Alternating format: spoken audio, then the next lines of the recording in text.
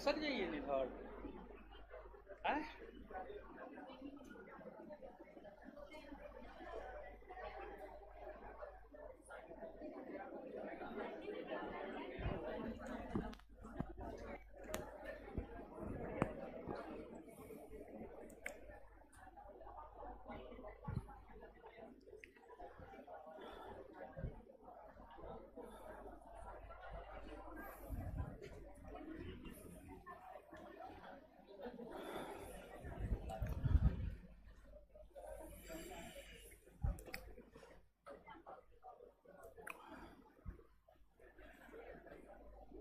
क्या हालचाल है?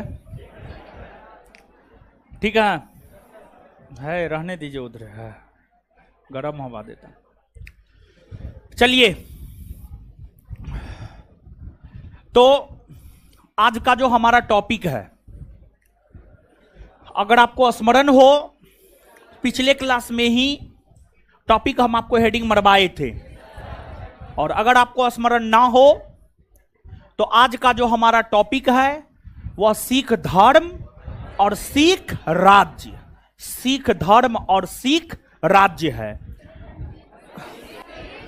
वही ठीक है, रंजीत सिंह ही सिख राज्य की स्थापना किया था, तो रंजीत सिंह के जगह हम लोग सिख राज भी बोल सकते हैं या रंजीत सिंह भी बोल सकते हैं, कोई दिक्कत नहीं है उसमें। ठीक है, तो ठीक है, अगर आपको जो है सिख धर्म और सिख राज्य भी हेडिंग मार लिया है तब पर भी ठीक है, सिख धर्म और रंजीत सिंह भी हेडिंग मार लिए हैं तब पर भी ठीक है, कहीं कोई दिक्कत नहीं है। तो आइए इस चैप्टर को हम लोग पढ़ते हैं। तो ठीक है, पिछले क्लास में जो हेडिंग मरवाए थे वही हेडिंग रहेगा, सिख धर्म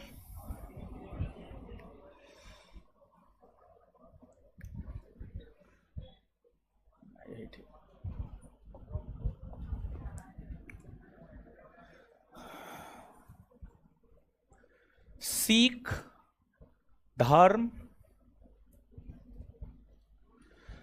और रंजीत सिंह।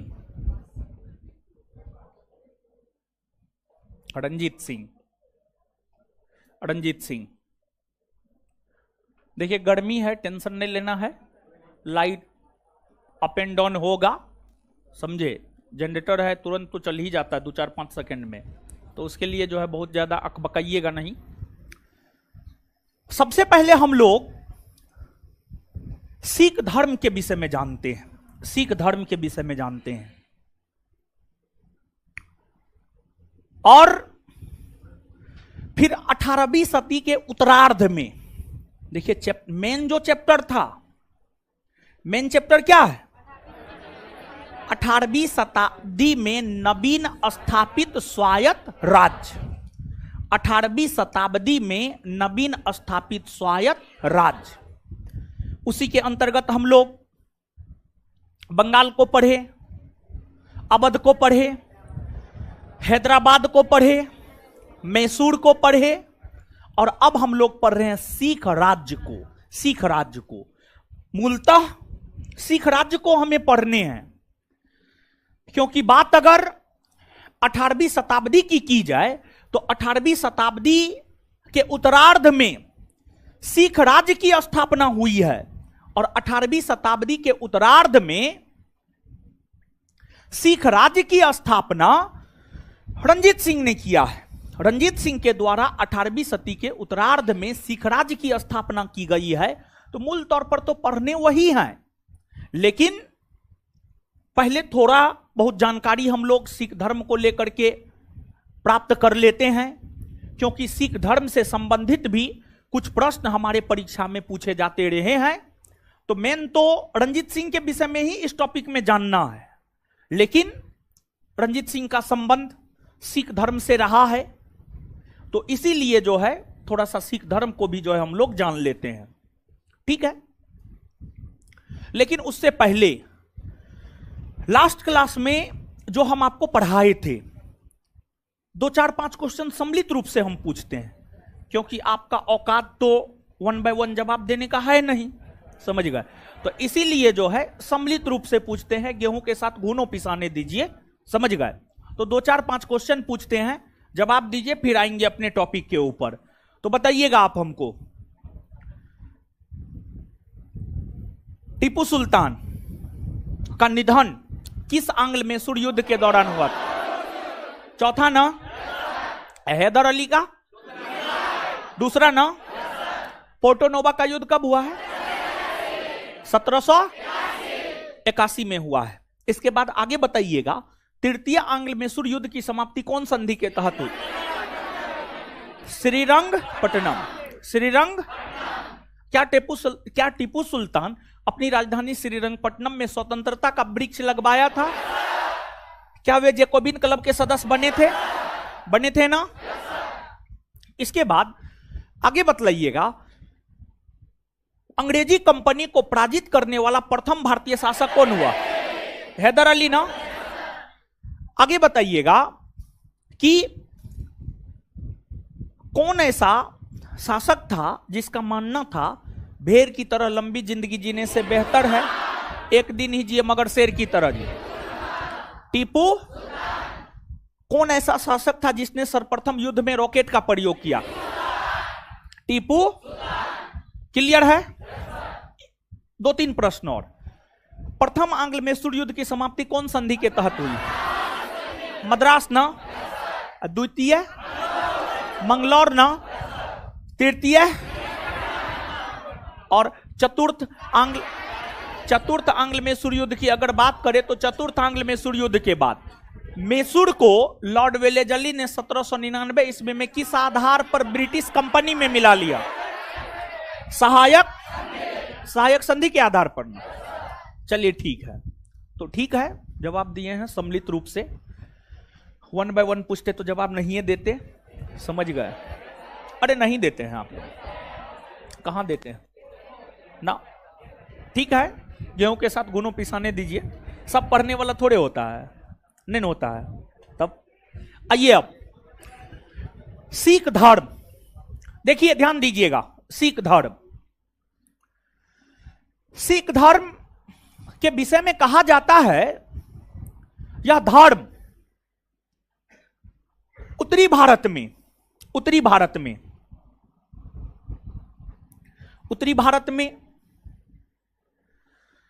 पंजाब के क्षेत्र में ज्यादा लोकप्रिय है। सामान्य तौर पर सिख धर्म के अनुयायी पंजाब, हरियाणा, हिमाचल प्रदेश जैसे राज्यों में देखने को मिलते हैं। कुछ सिख धर्म के अनुयायी पटना में भी देखने को मिलते हैं। पूरे भारतवर्ष में छिटपुट तरीका से सिख फैले हुए हैं, लेकिन सिखों का सबसे ज्यादा संकेंद्रण अगर देखा जाए तो सिखों का सबसे ज्यादा संकेंद्रण पंजाब के क्षेत्र में देखने को मिलता है। पंजाब के क्षेत्र में सिखों का सबसे ज्यादा संकेंद्रण देखने को मिलता है, यानी सबसे ज्यादा मात्रा में सिख जो है पंजाब के क्षेत्र में देखने को मिलते हैं। सिख धर्म की स्थापना गुरु नानक के द्वारा किया गया है। गुरु नानक के द्वारा जो है आपको सिख धर्म की स्थापना की गई है। सिख धर्म की स्थापना की अगर हम लोग बात करें तो सिख धर्म की स्थापना गुरु नानक के द्वारा किया गया है। गुरु नानक। और जैसे भक्ति सूफी आंदोलन को आप याद कीजिए, भक्ति सूफी आंदोलन को अगर आप याद करेंगे तो आपको यह पता चलेगा कि भक्ति सूफी आंदोलन में गुरु शिष्य परंपरा चलता था। भक्ति सूफी आंदोलन में क्या चलता था? गुरु शिष्य परंपरा चला करता था। आइए थोड़ा खिसक जाइए। देखिए, भक्ति सूफी आंदोलन को आपने पढ़ा है, उसमें गुरु शिष्य परंपरा चलता था। मतलब सामान्य तौर पर गुरु का आदर उनके शिष्यों के द्वारा किया जाता था। सामान्य तौर पर गुरु का उत्तराधिकारी उसका शिष्य ही होता था। सिख धर्म में भी गुरु शिष्य परंपरा का प्रचलन देखने को मिला है। क्योंकि सिख धर्म की स्थापना जिस गुरु नानक ने किया था, गुरु नानक ने अपना उत्तराधिकारी अपने पुत्र को घोषित नहीं किया, बल्कि गुरु नानक ने अपना उत्तराधिकारी अपने शिष्य को घोषित किया। गुरु नानक के कई सारे शिष्य थे, उसमें सबसे प्रमुख लहना थे। लहना को ही गुरु अंगद के नाम से जाना जाता है। तो गुरु नानक का उत्तराधिकारी लहना अर्थात गुरु अंगद बना। फिर गुरु अंगद ने गुरु शिष्य परंपरा को जारी रखते हुए अपना उत्तराधिकारी अपने शिष्य को ही बनाया। उसका नाम था गुरु अमरदास। गुरु अंगद के बाद गुरु अमरदास बने। गुरु अमरदास के बाद गुरु अमरदास का शिष्य गुरु रामदास बना। लेकिन गुरु रामदास के बाद गुरु शिष्य परंपरा का अंत हो गया। और गुरु रामदास के बाद जब गुरु शिष्य परंपरा का अंत हो गया, तो सिख धर्म के अगले गुरु सिख धर्म के अगले गुरु रामदास ने अपने पुत्र अर्जुन देव को बनाया। अर्जुन देव। और वहीं से गुरु का पद वंशानुगत हो गया, या गुरु का पद पैतृक हो गया। और फिर गुरु अर्जुन देव के बाद गुरु अर्जुन देव, जो कि गुरु रामदास के पुत्र थे, गुरु अर्जुन देव नहीं बल्कि आप कहिए गुरु रामदास। गुरु रामदास ने गुरु के पद को पैतृक बनाया। गुरु रामदास ने अपने तीसरे पुत्र अर्जुन देव को सिख धर्म का गुरु बनाया। और वहां से फिर अर्जुन देव के वंशज ही आगे चल करके सिख धर्म के गुरु बने। और सिख धर्म की अगर बात की जाए तो सिख धर्म में टोटल 10 गुरु हुए हैं। सिख धर्म में टोटल 10 गुरु हुए हैं, जिसमें सिख धर्म के प्रथम गुरु गुरु नानक, द्वितीय गुरु गुरु अंगद, तृतीय गुरु अमरदास, चतुर्थ रामदास, पांचवा अर्जुन देव, छठा गुरु हरगोविंद, सातवां हर राय, आठवां गुरु हरकिशन, नौवां गुरु तेग बहादुर और 10वां गुरु गोविंद सिंह। 10वां गुरु गुरु गोविंद सिंह। गुरु गोविंद सिंह सिख धर्म के 10वें और अंतिम गुरु हैं।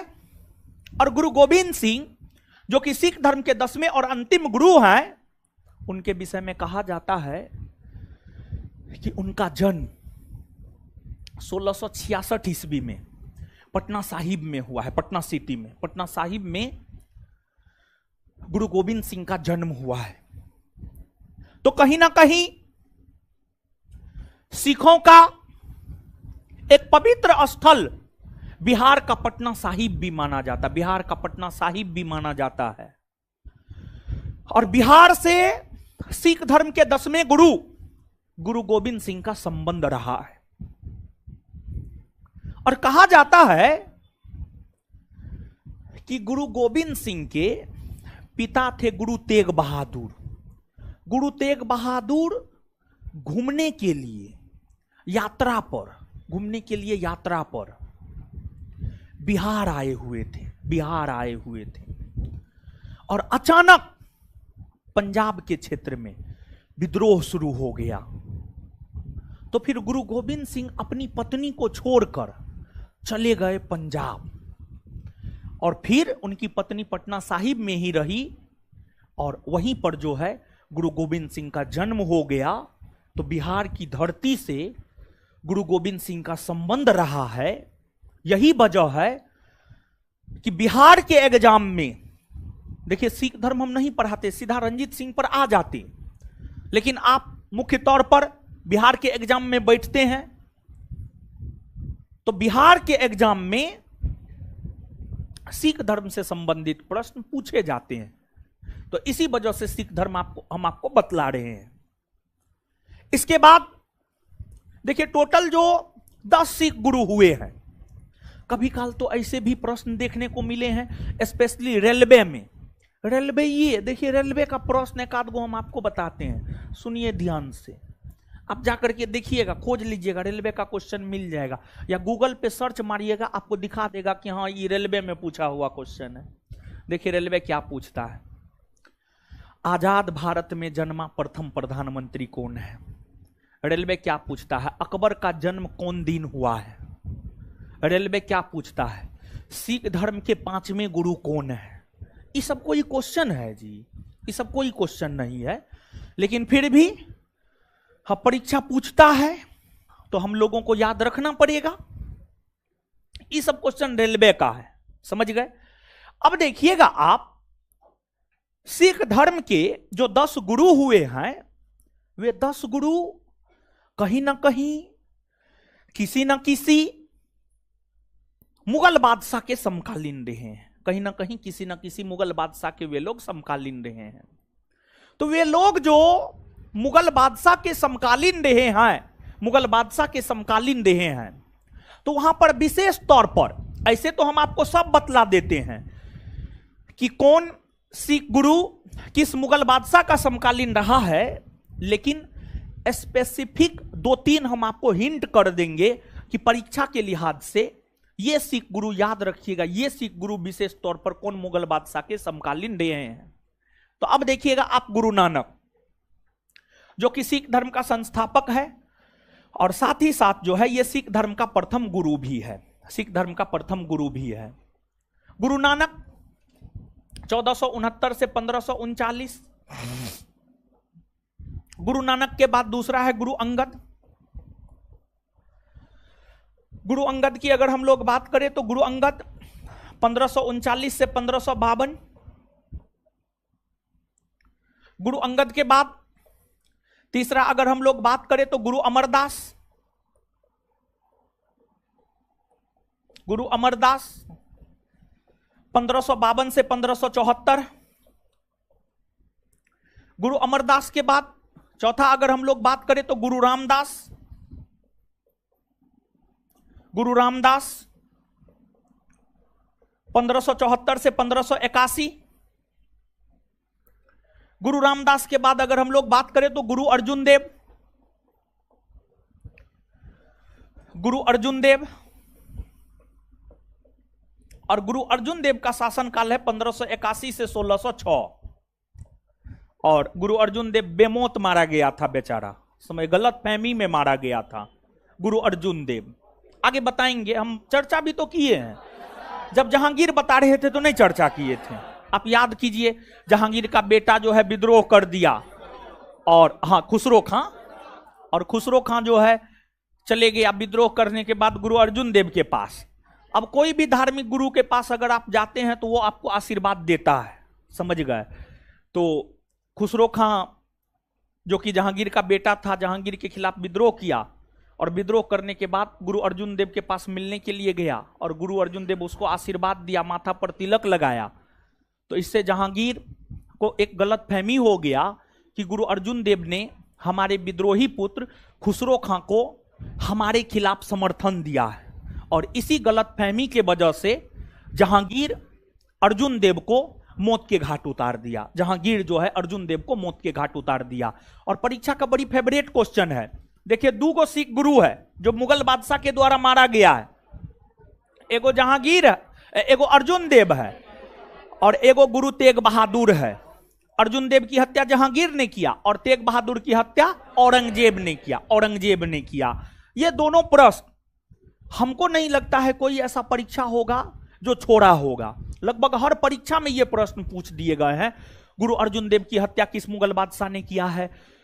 गुरु तेग बहादुर की हत्या किस मुगल बादशाह ने किया है? तो पहले भी हम आपको बताए हैं, यहां पर भी इन बातों की चर्चा कर देंगे और लिखा भी देंगे हम आपको।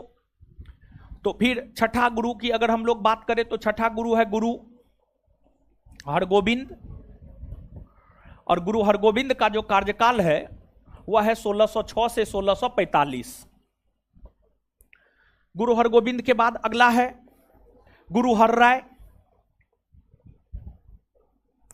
गुरु हरराय, और गुरु हरराय का शासनकाल है 1645 से 1661।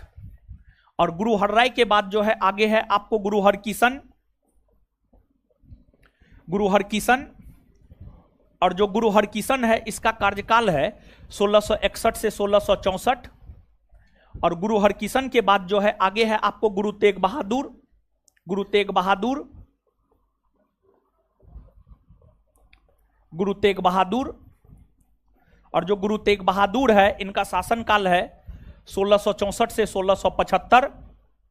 और देखिए, जो गुरु तेग बहादुर है, ये मुगल बादशाह औरंगजेब के समकालीन थे।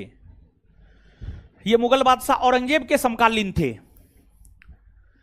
और औरंगजेब अपने जीवन में क्या लक्ष्य बनाया था? जैसे आप, कोई समस्तीपुर से, कोई किशनगंज से, कोई अररिया से, कोई बक्सर से, अलग अलग जगह से पटना आकर के, पटना आए हैं आप सभी लोग। आप सभी का कुछ ना कुछ अपने जीवन में लक्ष्य होगा, निश्चित तौर पर लक्ष्य होगा। और अगर आपके जीवन में आपका कुछ भी लक्ष्य नहीं है तो फिर आप पशु तुल्य हैं, आप मानव नहीं हैं, आप महामानव हैं।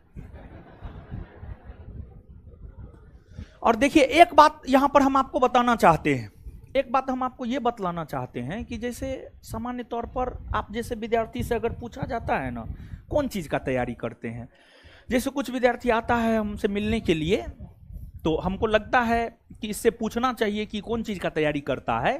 तो उससे पूछते हैं ना, तो कहेगा हम जनरल कंपटीशन का तैयारी करते हैं। जनरल कंपटीशन नाम का कोई चीज नहीं होता है। या तो आप बीपीएससी का तैयारी कीजिए, या यूपीएससी का तैयारी कीजिए, या पुलिस का तैयारी कीजिए, दरोगा का तैयारी कीजिए, बिहार एसएससी का तैयारी कीजिए, रेलवे में ड्राइवर बनने का तैयारी कीजिए, टीटी बनने का तैयारी कीजिए। तो देखिए, एक वो चीज स्पष्ट कीजिए अपने जीवन में कि आपको बनना क्या है जीवन में, करना क्या है जीवन में। एक वो चीज स्पष्ट कीजिए। और कभी भी ये कोई पूछे ना कि कौन चीज का तैयारी करते हैं, तो सीधा कहिए बीपीएससी का तैयारी करते हैं। सीधा कहिए बिहार एसआई का तैयारी करते हैं, बिहार एसएससी का तैयारी करते हैं। इसमें जानते हैं, अगर आप ऐसा कहते हैं ना, तो इसमें स्पष्ट लक्ष्य नजर आता है, स्पष्ट लक्ष्य। और सफल होने के लिए स्पष्ट लक्ष्य का होना सबसे ज्यादा जरूरी है। तो आप एगो कोई भी चीज पकड़ करके उसका तैयारी कीजिए। और एक बात आप मानिए, जो विद्यार्थी एसएससी का भी तैयारी करता है, रेलवे का भी करता है, अब बीपीएससी का भी करता है, उसका ना एसएससी निकलता है, और ना रेलवे निकलता है, और ना बीपीएससी निकलता है। लेकिन अगर कोई विद्यार्थी एक चीज को टारगेट करके अगर उसका तैयारी करता है, तो उसका वो परीक्षा निश्चित तौर पर निकल जाता है, एकदम 100% निकलेगा। समझ गए? तो आप अपने क्षमता के अनुसार, आपका जो कैपेसिटी है, आपका क्या स्ट्रेंथ है, आपका क्या वीकनेस है, उस चीज को आपसे बेहतर कोई नहीं जान सकता है। तो आप अपने स्ट्रेंथ और आप अपने वीकनेस को पहचानिए और उस अनुसार अपना एक लक्ष्य बनाइए, और फिर उसके अकॉर्डिंग आप अपना तैयारी कीजिए। देखिए, औरंगजेब अपना लक्ष्य क्या बनाया था? हम आपको औरंगजेब पढ़ाए हैं और बतलाए हैं। औरंगजेब अपना लक्ष्य बनाया था दारुल हर्ब को दारुल इस्लाम में तब्दील करना है। दारुल हर्ब मतलब काफिरों का देश, काफिर मतलब हिंदुओं का देश, और दारुल इस्लाम मतलब इस्लामी कंट्री। दारुल हर्ब को दारुल इस्लाम में तब्दील करना है, मतलब काफिरों के देश को इस्लामी राष्ट्र में तब्दील करना है, मतलब हिंदुओं के देश को मुस्लिम राष्ट्र में तब्दील करना है। यह लक्ष्य बनाया था औरंगजेब। और अपने इसी लक्ष्य को पूरा करने के लिए औरंगजेब सिख धर्म के नवे गुरु तेग बहादुर को अपने दरबार में बुलाया और कहा कि इस्लाम धर्म को कबूल कीजिए। लेकिन इन्होंने इस्लाम धर्म को कबूल करने से मना कर दिया, जिस वजह से इन्हें मौत के घाट उतार दिया गया। और जब इन्हें मौत के घाट उतार दिया गया औरंगजेब के द्वारा, तो इनका उत्तराधिकारी सिख धर्म का 10वां एवं अंतिम गुरु बना गुरु गोविंद सिंह। गुरु गोविंद सिंह। और गुरु गोविंद सिंह की अगर हम लोग बात करें, तो जो गुरु गोविंद सिंह है, इनका कार्यकाल है 1675 से 1708। 1675 से 1708।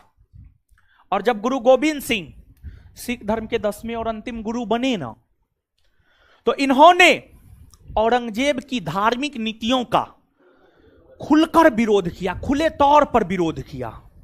और इन्होंने, गुरु गोविंद सिंह ने औरंगजेब की मुगल सेना के साथ कई सारे युद्ध लड़े। नादौन का युद्ध, आनंदपुर साहिब का प्रथम युद्ध, आनंदपुर साहिब का द्वितीय युद्ध, खिदराना का युद्ध। ये तमाम ऐसे युद्ध है जो गुरु गोविंद सिंह ने मुगल सेना के साथ लड़ने का काम किया था। गुरु गोविंद सिंह ने मुगल सेना के साथ लड़ने का काम किया था। और इन युद्धों में कुछ युद्ध ऐसे हुए जिसमें गुरु गोविंद सिंह को सफलता मिली, अर्थात गुरु गोविंद सिंह की जीत हुई, और कुछ युद्ध ऐसे हुए जिसमें उनको हार भी मिली है। तो आगे नादौन के युद्ध, आनंदपुर साहिब का प्रथम युद्ध, खिदराना का युद्ध, आनंदपुर साहिब का द्वितीय युद्ध, इन सभी युद्धों की चर्चा जो है आगे हम आपके साथ करेंगे, चिंता नहीं करना है। लेकिन यहां पर आप जानिए इस बात को, 10 गो गुरु हुआ और 10वें और अंतिम गुरु गुरु गोविंद सिंह। गुरु गोविंद सिंह अपने निधन से पहले घोषणा किया कि हम गुरु का पद समाप्त कर रहे हैं, हम गुरु का पद समाप्त कर रहे हैं। क्यों ऐसा घोषणा करना पड़ा? तो गुरु गोविंद सिंह का जो है ना 4 गो पुत्र था। गुरु गोविंद सिंह का 4 गो पुत्र था। और गुरु गोविंद सिंह के चारों पुत्र, गुरु गोविंद सिंह के चारों पुत्र मुगलों के साथ लड़ता हुआ वीर गति को प्राप्त हुआ। मुगलों के साथ लड़ता हुआ वीर गति को प्राप्त हुआ।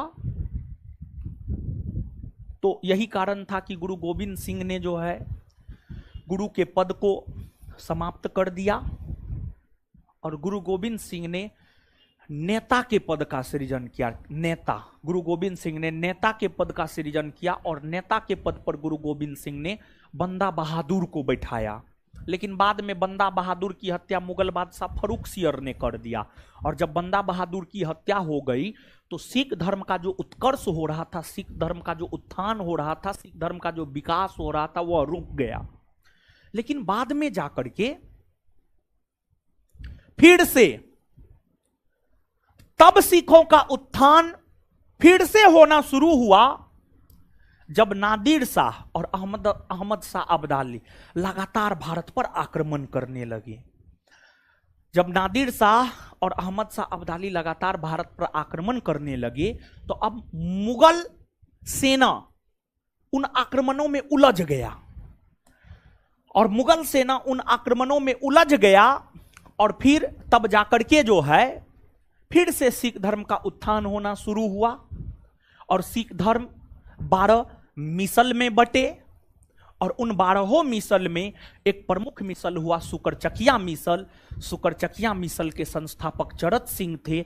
चरत सिंह के बाद सुकरचकिया मिसल का प्रमुख चरत सिंह का पुत्र महासिंह बना और महासिंह के बाद सुकरचकिया मिसल का प्रमुख महासिंह का पुत्र रंजीत सिंह बना और रंजीत सिंह ने ही पंजाब में सिख राज्य की स्थापना किया। रंजीत सिंह ने ही पंजाब में सिख राज्य की स्थापना किया और रंजीत सिंह पंजाब में जिस सिख राज्य की स्थापना किया, काफी शक्तिशाली सिख राज्य था रंजीत सिंह का। और रंजीत सिंह का सिख राज्य इतना शक्तिशाली था कि अंग्रेजी कंपनी तक का हिम्मत नहीं था कि रंजीत सिंह के राज्य की ओर आंख उठाकर भी देखे।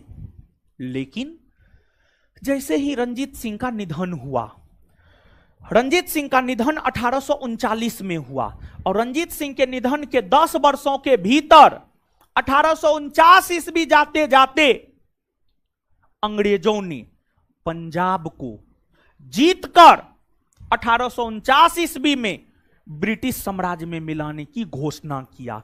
बीपीएससी, बिहार एसएससी, बिहार दरोगा तीनों का पूछा हुआ यह क्वेश्चन है कि पंजाब का विलय ब्रिटिश साम्राज्य में कब किया गया है? पंजाब का विलय ब्रिटिश साम्राज्य में 1849 ईस्वी में किया गया। 1849 1275 वाला बीपीएससी प्रीलिम्स या मेंस का यह पूछा हुआ क्वेश्चन है कि पंजाब का विलय ब्रिटिश साम्राज्य में कब किया गया? आंसर होगा 1849 और लॉर्ड डलहौजी ने किया था।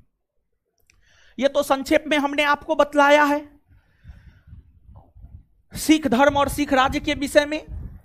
लेकिन यहां पर जितनी भी बात हम आपको संक्षेप में बतलाए हैं, इसमें अधिकतर ऐसे फैक्ट हैं जो परीक्षा के लिहाज से बहुत ही अधिक महत्वपूर्ण है, बहुत ही अधिक महत्वपूर्ण है। अब सिख धर्म और सिख राज्य को विस्तार पूर्वक हम लोग पढ़ते हैं और यहां पर मुगल बादशाहों के संदर्भ में थोड़ा सा स्पष्ट करते हैं कि जो है कौन सिख धर्म के कौन से गुरु किस मुगल बादशाह के समकालीन थे, इसको थोड़ा सा स्पष्ट करते हैं। लेकिन इसको स्पष्ट करने के लिए नजर आ रहा है, आ रहा है नजर, एक साथ बोर्ड पे आ जाए, इसी वजह से इतना छोटा लिखे हैं। अब देखिएगा मुगल बादशाहों में मेन जो मुगल बादशाह, ऐसे तो 16, 17, 18 को मुगल बादशाह हुआ है, लेकिन मेन जो मुगल बादशाह है वो बाबर से लेकर के औरंगजेब तक है, बाबर से लेकर औरंगजेब तक है। तो पहला मुगल बादशाह बाबर मुगल गद्दी पर रहा है 1526 से 1530। दूसरा मुगल बादशाह हुमायूं मुगल गद्दी पर रहा है 1530 से 1540 और पुनः 1555 से 1556। और तीसरा मुगल बादशाह है अकबर, और अकबर का शासनकाल है 1556 से 1605। और अकबर के बाद है आपको जहांगीर। कौन है? जहांगीर। और जहांगीर का शासनकाल है 1605 से 1627। 1605 से 1627। जहांगीर के बाद है आपको शाहजहां, और इसका शासनकाल है 1628 से 1657। और फिर अगला है औरंगजेब।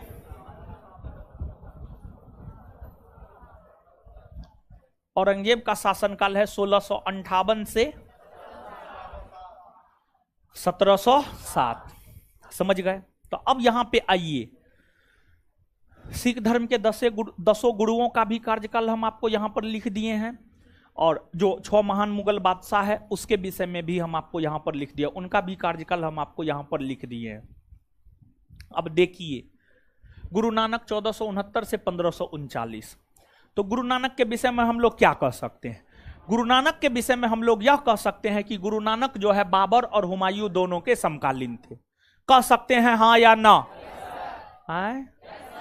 गुरु नानक बाबर और हुमायूं दोनों के समकालीन थे।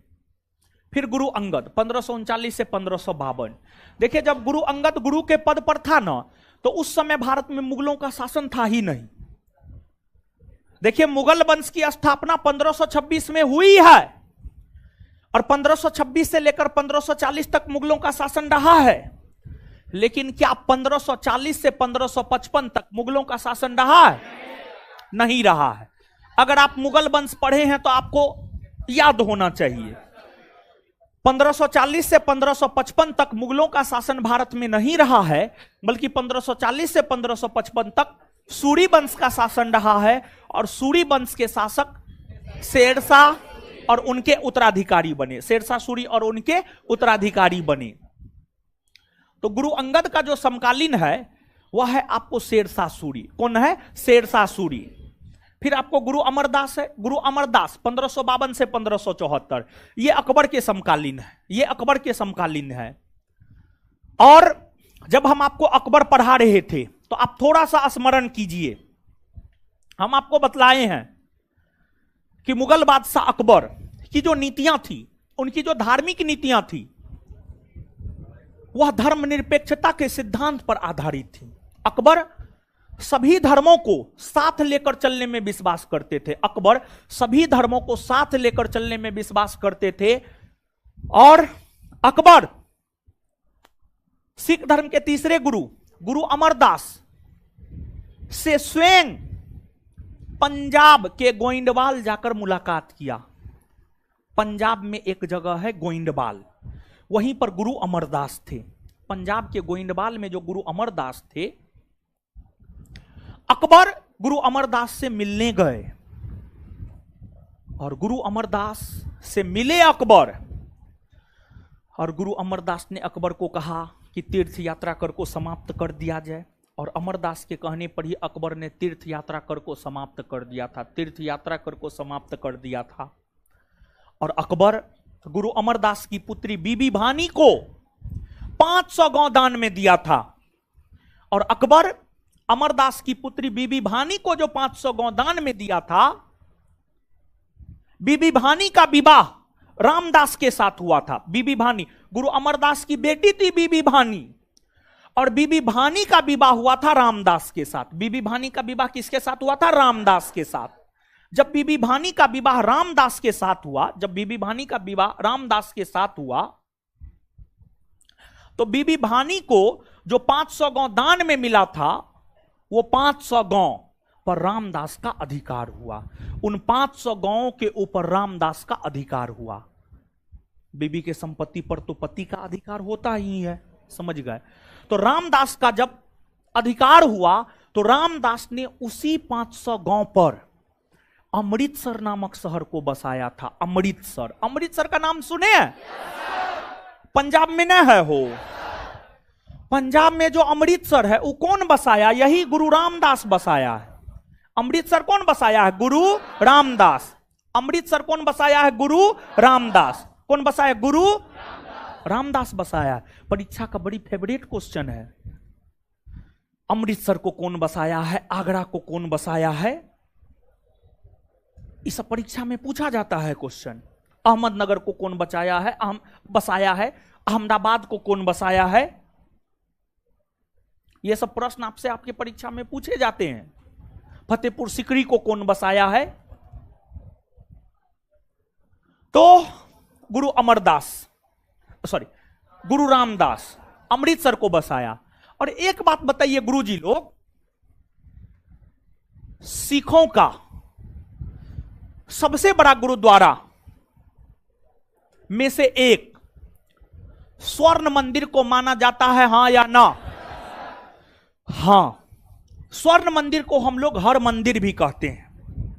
स्वर्ण मंदिर को हम लोग हर मंदिर भी कहते हैं, हर मंदिर भी कहते हैं।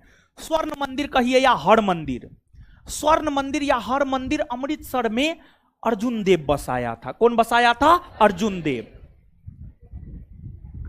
और पंजाब के अमृतसर में जो स्वर्ण मंदिर या हर मंदिर है, उसका किलाबंदी, उसका किलाबंदी किया था गुरु हरगोबिंद। कौन किया था? गुरु हरगोबिंद। गुरु हरगोबिंद, गुरु हरगोबिंद।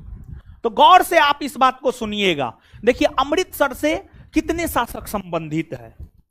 अमृतसर की स्थापना रामदास ने किया, और जानते हैं जब अमृतसर स्थापित हुआ था तो उस समय अमृतसर को अमृतसर नहीं कहा जाता था, बल्कि उस समय अमृतसर को कहा जाता था गुरु रामदासपुर।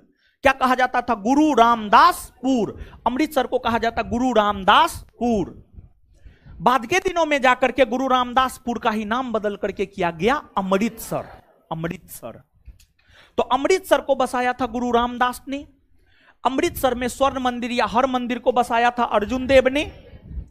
और अमृतसर का चारों तरफ से किलाबंदी गुरु हरगोबिंद ने किया था। किसने किया था? हरगोबिंद ने किया था। अब देखिएगा आप यहां पर गुरुजी लोग, गुरु अमरदास, रामदास, अर्जुन देव, तीनों गुरुओं की अगर हम लोग बात करें तो ये तीनों गुरु मुगल बादशाह अकबर के समकालीन है। हम लोग कह सकते हैं हां या ना? एकदम से कह सकते हैं। देखिए ना शासनकाल। इसके बाद आपको गुरु हरगोबिंद के विषय में हम लोग कह सकते हैं गुरु हरगोबिंद जहांगीर और शाहजहां के समकालीन है। फिर गुरु हरराय के विषय में हम लोग कह सकते हैं ये शाहजहां और औरंगजेब के समकालीन है। फिर गुरु हरकिशन, तेग बहादुर और गुरु गोविंद सिंह।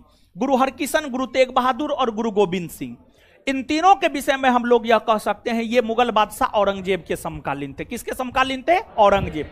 किसके समकालीन थे? औरंगजेब। हम लोग ये बात कह सकते हैं हां या ना? एकदम से हां।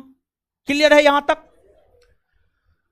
अब देखिएगा यहां पर, अब थोड़ा सा लिखिए फिर आगे बताएंगे, ठीक है? थोड़ा सा लिखिए, लिखिएगा।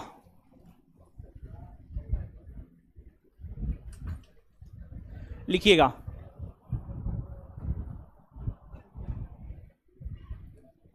लिखिएगा, सिख धर्म की स्थापना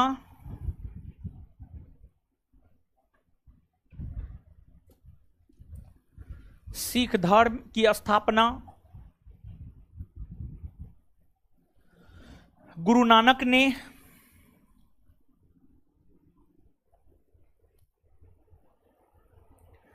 सिख धर्म की स्थापना गुरु नानक ने किया है।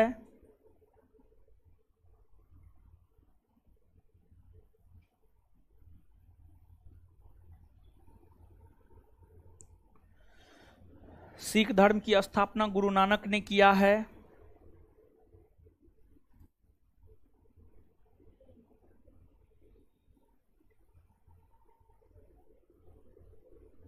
गुरु नानक ने किया है, फुल स्टॉप। सिख धर्म में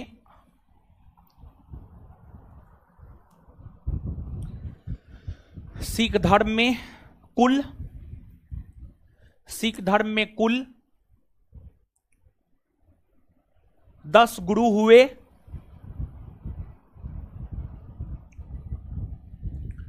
सिख धर्म में कुल 10 गुरु हुए, जिसमें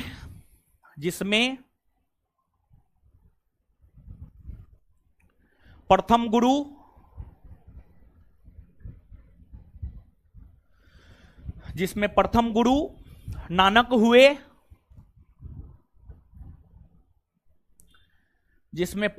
नानक हुए, और सिख धर्म के 10वें और अंतिम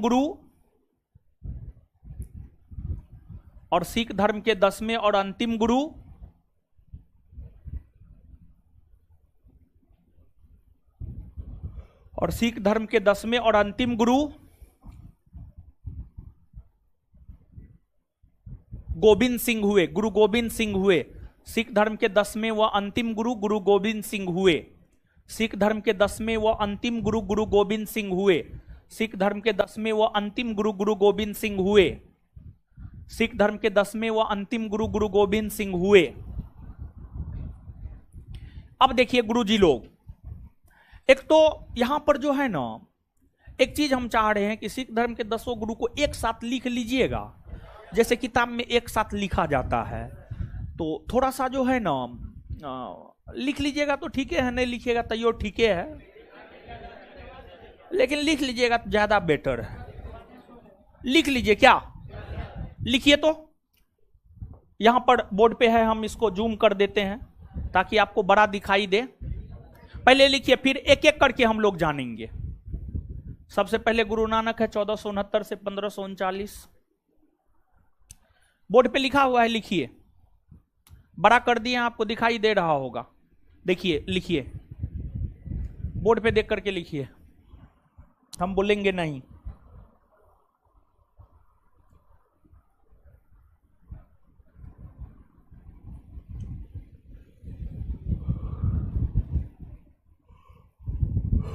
लिखिए, ऑनलाइन वाले लोग, आप लोग भी लिखिए।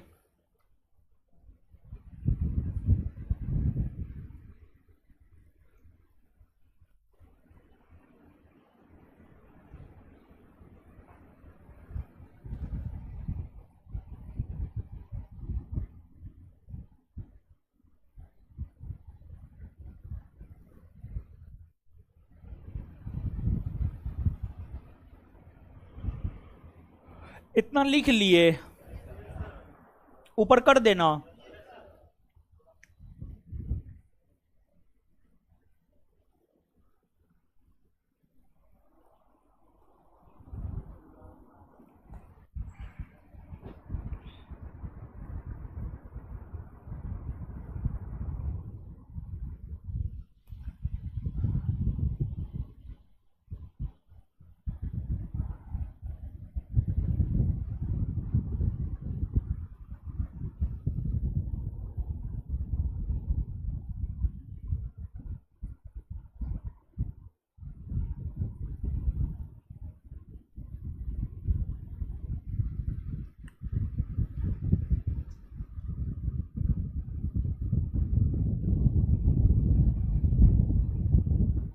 लिख लिए, इतना लिख लिए हैं।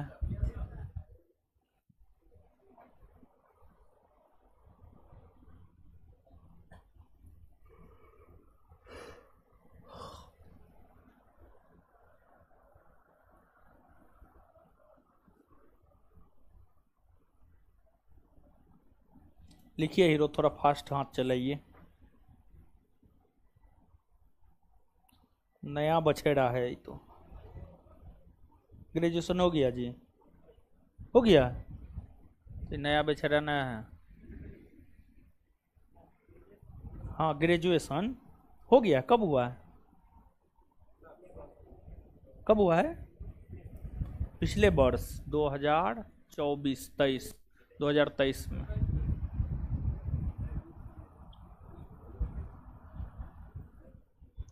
इतना दिन से कहाँ थे बताइए? हम आपको कब से खोज रहे थे। आज आप दर्शन दिए हमको, तो आनंद चाहिए महाराज। कहाँ घर है आपका? मधुबनी? तब बताइए, हमारे एरिया के आप हैं, आ नहीं रहे थे आप।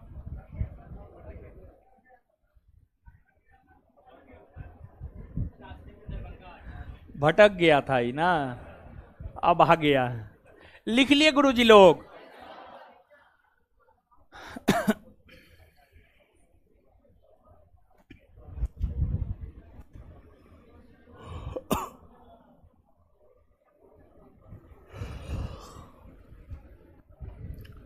चलिए अब आइए, अब एक नंबर में हेडिंग मारिए गुरु नानक। अब आगे हेडिंग मारिए गुरु नानक। गुरु नानक।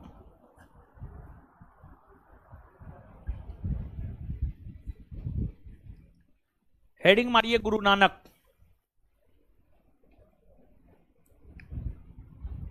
गुरुजी लोग आइए जानते हैं गुरु नानक को। सुनिए हीरो सब, गुरु नानक के विषय में कहा जाता है, जन्म से ये हिंदू थे और हिंदू धर्म के अंतर्गत खत्री जाति से, खत्री जाति से बिलोंग करते थे गुरु नानक। और गुरु नानक का जन्म 1469 ईस्वी में ननकाना या तलवंडी में हुआ था। ननकाना या तलवंडी, जो ननकाना या तलवंडी में गुरु नानक का जन्म हुआ था, वह तलवंडी वर्तमान में पाकिस्तान में पड़ता है। एगो तलवंडी कोटा में भी है। कोटा, राजस्थान का कोटा जाइएगा, कोटा में भी एगो तलवंडी है। तो वो तो भारत में है, लेकिन जिस ननकाना या तलवंडी में गुरु नानक का जन्म हुआ था, वह ननकाना या तलवंडी आपको पाकिस्तान में पड़ता है।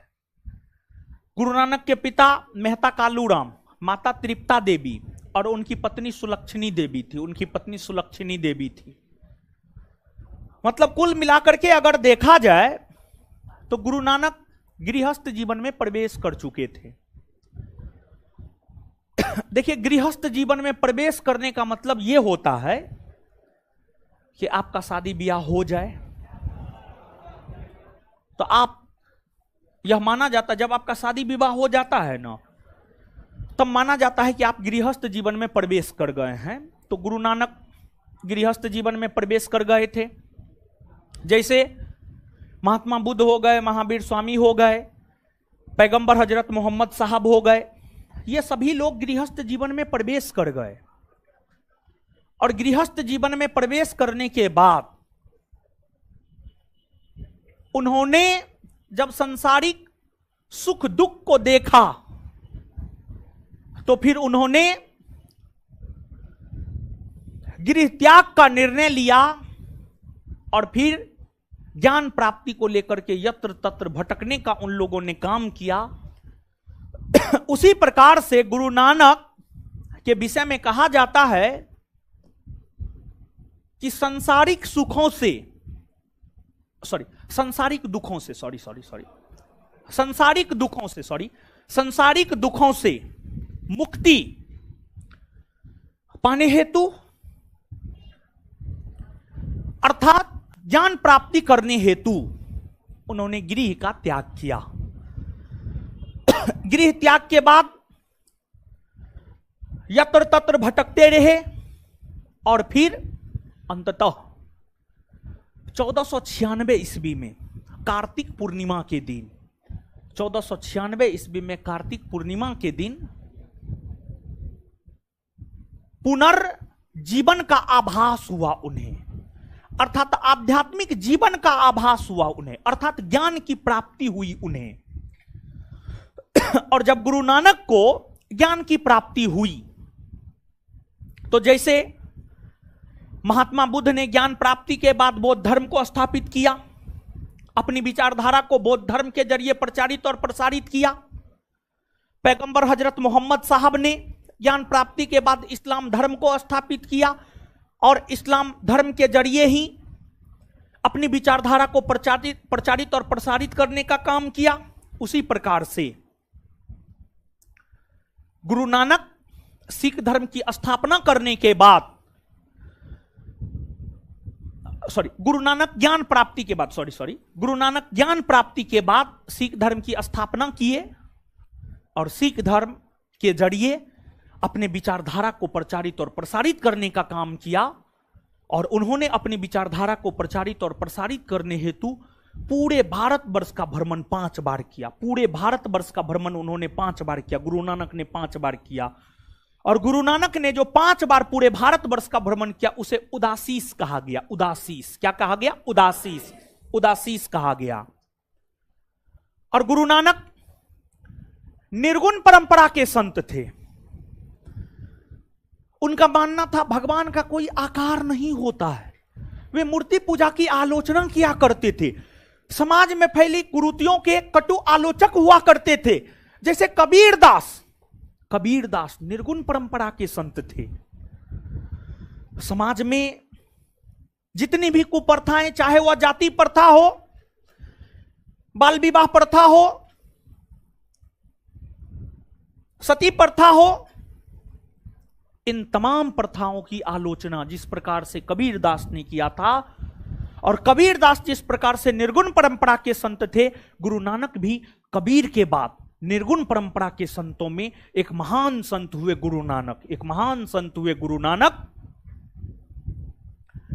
और गुरु नानक भी समाज में फैली कुरीतियों की और लोगों का ध्यान आकृष्ट करवाया, और समाज में फैली कुरीतियों की और लोगों का ध्यान ही आकृष्ट गुरु नानक ने नहीं करवाया, बल्कि उन कुरीतियों के विनाश को लेकर भी गुरु नानक ने काम किया।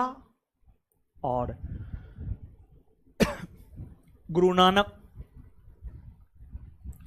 सिख धर्म का प्रचार प्रसार करने हेतु संगत और पंगत परंपरा की शुरुआत किया। संगत और परंपरा की शुरुआत गुरु नानक ने किया। संगत मतलब धर्मशाला, धर्मशाला मतलब निशुल्क आवास स्थल। और पंगत मतलब लंगर, लंगर मतलब निशुल्क भोजनालय, लंगर मतलब निशुल्क भोजनालय, लंगर मतलब निशुल्क भोजनालय, निशुल्क भोजनालय, निशुल्क भोजनालय, निशुल्क भोजनालय। देखिए, जब कोई, जैसे मान लिया जाए कि टीचर डेमो देता है। क्यों डेमो देता है? जैसे हम भी डेमो देते हैं, हम क्यों डेमो देते हैं? ताकि लोग बिना एडमिशन का हमारी क्लास में आए, हमको जाने और हमारा प्रचार प्रसार हो। इसी कारण डेमो दिया जाता है। टीचर इसी कारण से डेमो देता है। और देखिए देखिए आज का युग कैसा है, थोड़ा सा समझिए इसको। मतलब डेमो क्या है जानते हैं? डेमो के जरिए जो है स्टूडेंट विद्यार्थी को स्टूडेंट शिक्षक को जांचने आता है। डेमो तो यही ना है हो। अरे जो सच है वो सच है महाराज, चाहे हम करें या कोई और करे। जैसे सिगरेट पीना गलत है, हम सिगरेट पिए या मोदी जी सिगरेट पिए या आप सिगरेट पिए, सबके लिए गलत है वो। जो सच है वो सच है। अरे सुनिए ना जो समझा रहे हैं। तो बताइए कि डेमो के जरिए तो विद्यार्थी टीचरे को न जांचने आता है, कि टीचर कैसन पढ़ाता है, टीचर का भाषा समझ में आता है कि नहीं आता है, इहो एक है। तो ये सब जांचने परखने के लिए, डेमो करने के लिए आता है, समझे। तो अब ठीक है, सिख धर्म स्थापित हो गया, ठीक है, सिख धर्म स्थापित हो गया, सिख धर्म स्थापित हो गया, सिख धर्म स्थापित हो गया। अब लोग सिख धर्म को क्यों मानेगा? कुछ ना कुछ रीजन होना ना चाहिए, कुछ ना कुछ आकर्षण का बिंदु होना ना चाहिए।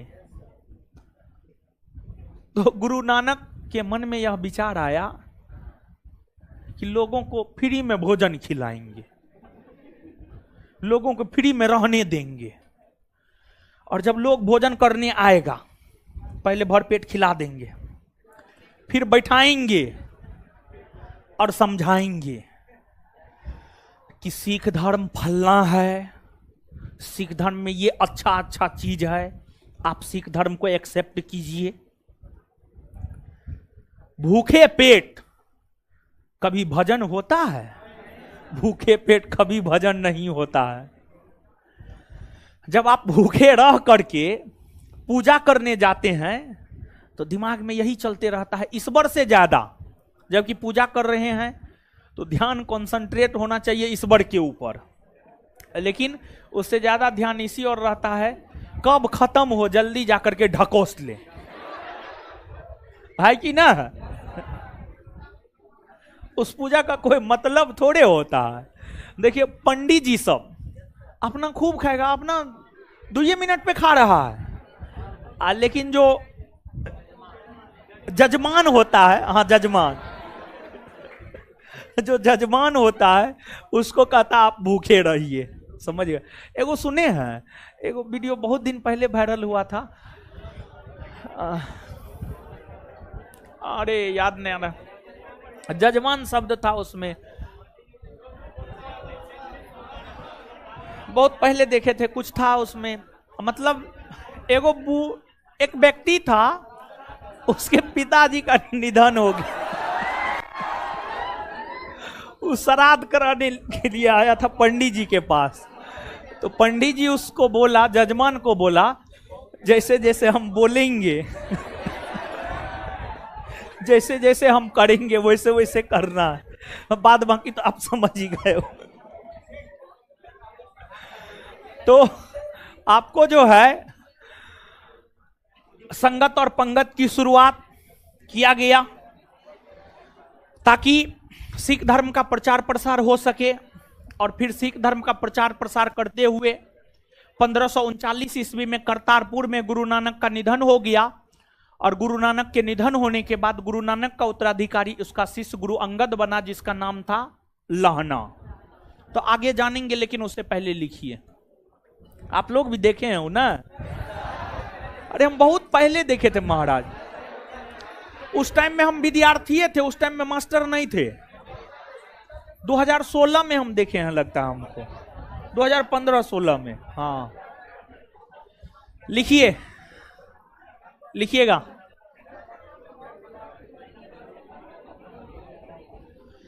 गुरु नानक का जन्म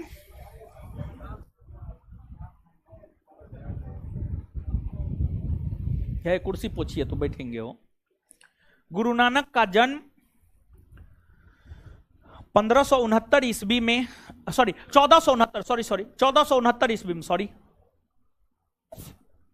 गुरु नानक का जन्म 1469 ईस्वी में ननकाना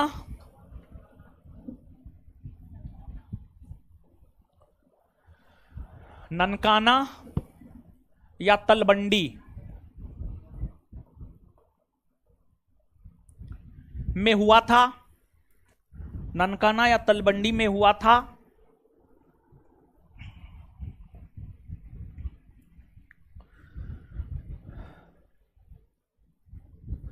ननकाना या तलबंडी में हुआ था। वर्तमान में यह स्थान पाकिस्तान में है, वर्तमान में यह स्थान पाकिस्तान में है। वर्तमान में यह स्थान पाकिस्तान में है।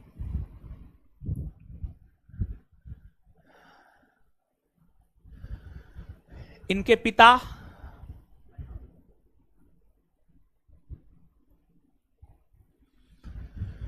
मेहता कालूराम,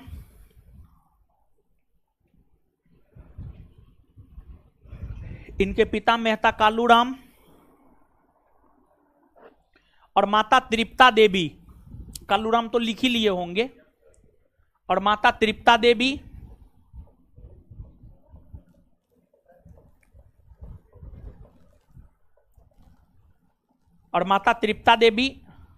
तथा पत्नी सुलक्षणी देवी, यहां लिखे हुए हैं माता तृप्ता देवी तथा पत्नी सुलक्षणी देवी। पत्नी सुलक्षणी देवी थी।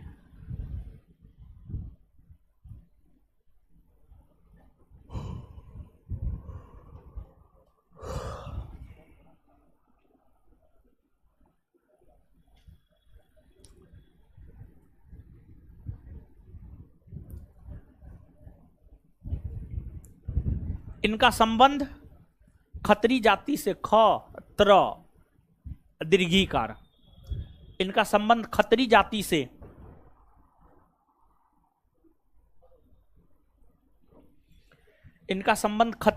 से था।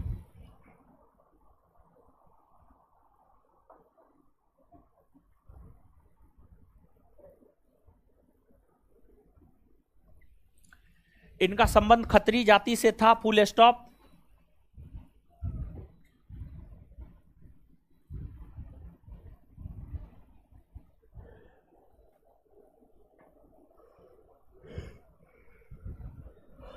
इन्हें ज्ञान की प्राप्ति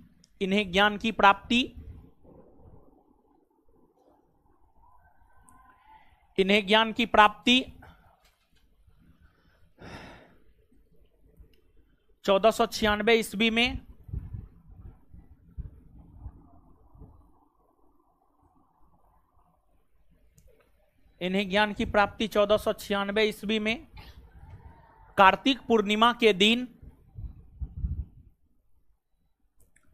कार्तिक पूर्णिमा के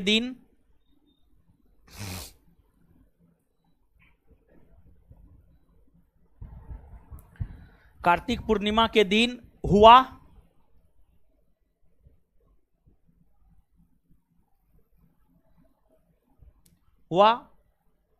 इसके बाद ही इन्होंने सिख धर्म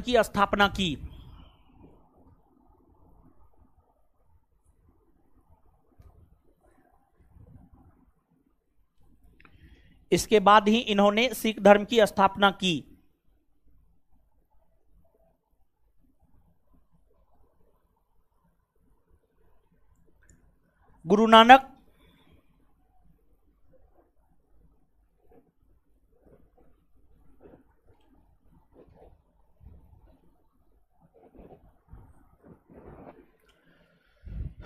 नानक निर्गुण परंपरा के संत थे।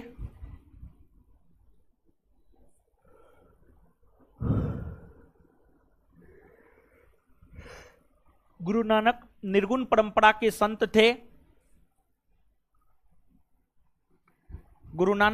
परंपरा के संत थे। उन्होंने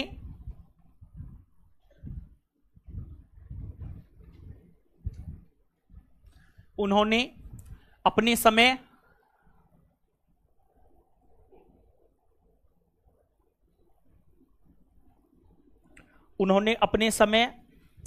समाज में फैली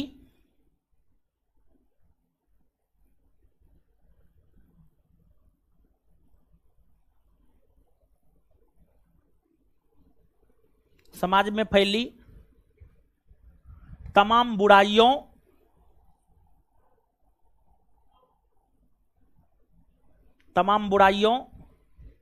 को दूर करने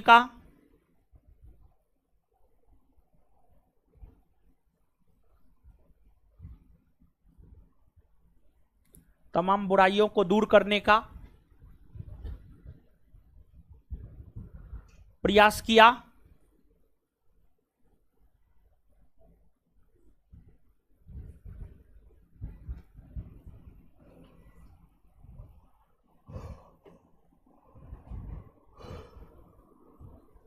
उन्होंने, उसी में उन्होंने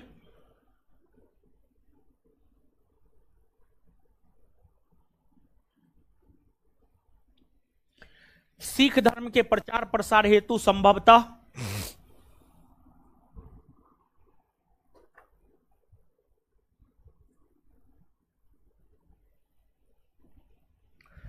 उन्होंने सिख धर्म के प्रचार प्रसार हेतु संभवतः उन्होंने सिख धर्म के प्रचार प्रसार हेतु संभवतः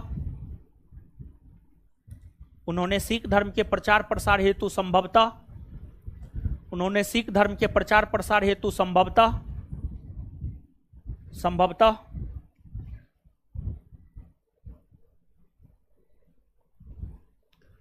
5 बार पूरे भारतवर्ष का भ्रमण किया,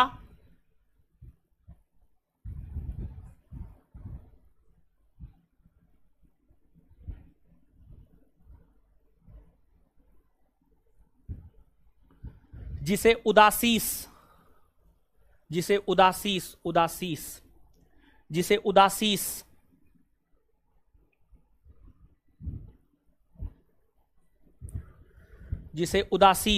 कहा जाता है, जिसे उदासीस कहा जाता है। Full stop. गुरु नानक ने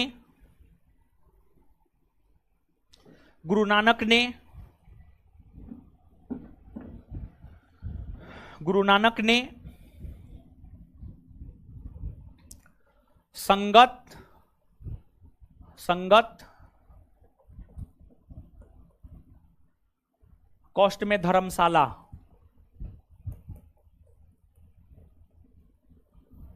और पंगत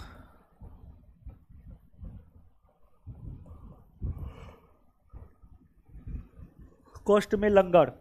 गुरु नानक ने संगत के कॉस्ट में धर्मशाला, गुरु नानक ने संगत के कॉस्ट में धर्मशाला, गुरु नानक ने संगत और पंगत की शुरुआत की।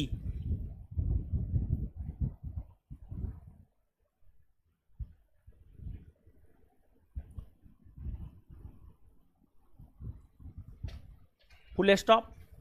वे मुगल बादशाह बाबर और हुमायूं के समकालीन थे।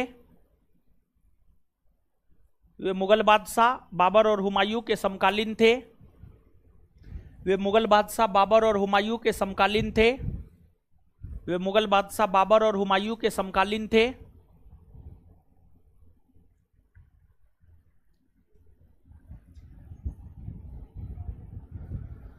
हुमायूं के शासनकाल के समय ही, उसी में लिखना है, हुमायूं के शासनकाल के समय ही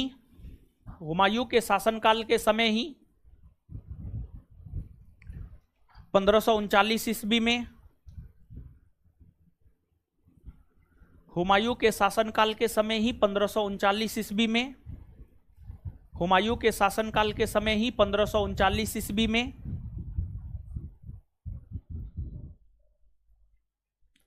करतारपुर में, करतारपुर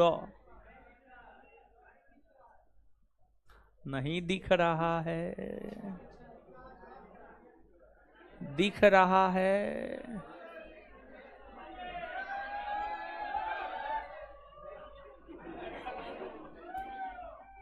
बताइए, इसको तुरंत 1 सेकेंड में गर्मी लगने लगता है, आप लोग को और किसको।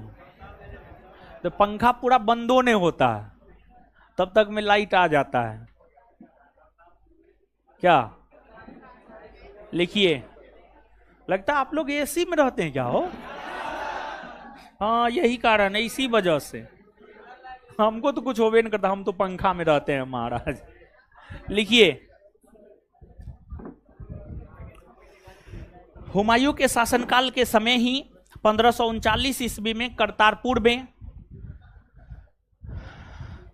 करतारपुर भी वर्तमान में पाकिस्तान में है, वर्तमान में पाकिस्तानी में है, ठीक है। करतारपुर में हुमायूं के समय, हाथ हटाइए ना, हो क्या लिखा रहे थे,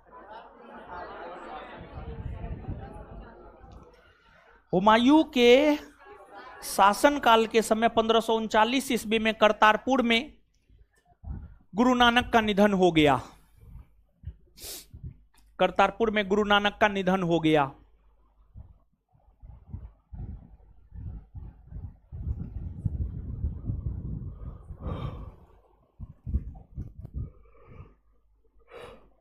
चलिए आगे हेडिंग मारिए। गुरु अंगद।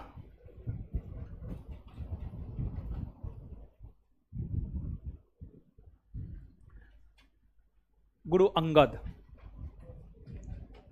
है। आइए गुरुजी लोग बोर्ड पे आइए। आप देखिए, आइए। गुरु अंगद सुनिए, समझिए पहले। गुरु अंगद, गुरु अंगद की अगर हम लोग बात करें तो इसका मूल नाम था लहना। लहना इसका मूल नाम था। और लहना जो है गुरु अंगद के नाम से गुरु के पद पर बैठा था और गुरु नानक का उत्तराधिकारी गुरु अंगद बना था, अर्थात दूसरा सिख गुरु गुरु अंगद बना। इन्होंने लंगर व्यवस्था को अस्थायी रूप प्रदान किया। देखिए, गुरु नानक के समय लंगर चलता था। गुरु नानक के समय लंगर चलता था, लेकिन लंगर वो अस्थायी तौर पर चलता था। मतलब कभी निःशुल्क भोजन लोगों को उपलब्ध करवाया भी जाता था और कभी नहीं भी करवाया जाता था। कभी करवाया भी जाता था और कभी नहीं भी करवाया जाता था। दोनों प्रकार की बातें थी। दोनों प्रकार की बातें थी। दोनों प्रकार की बातें थी। ठीक है, दोनों प्रकार की बातें थी।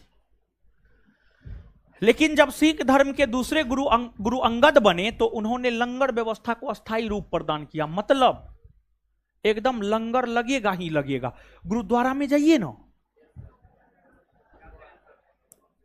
गुरुद्वारा में 7x365 7 दिन और 365 दिन, 365 दिन, सप्ताह में 7 दिन और साल में 365 दिन लंगर लगता है। लगता है कि नहीं लगता? एकदम लगता है, एकदम लगता है। जब आप लोग को भोजन बनाने का मन नहीं करे ना, गुरुद्वारा जाकर के लंगर खा के आ जाइए, कोई दिक्कत ना है। अरे भगवान का प्रसादी है महाराज, समझे?